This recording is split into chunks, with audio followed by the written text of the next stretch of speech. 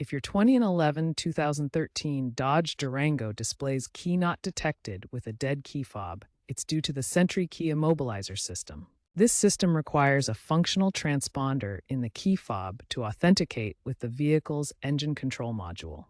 When the key fob battery dies or the transponder fails, the ECM locks out the starter and fuel system, preventing the car from starting. This is a common issue, often occurring after years of use as the battery degrades.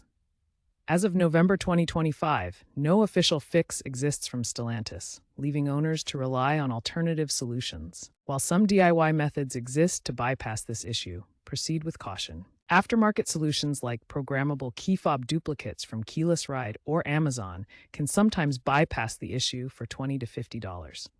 These include a battery and transponder. Some apps with OBD2 adapters can read error codes and reset the immobilizer, but compatibility may vary. Attempting physical bypasses, like using a screwdriver, can damage the ignition cylinder and may void warranties. Stellantis recommends key reprogramming at dealerships for $100 to $200. Be aware that DIY bypasses can compromise vehicle security and potentially lead to electrical shorts. Always prioritize professional diagnosis to ensure safety and compliance.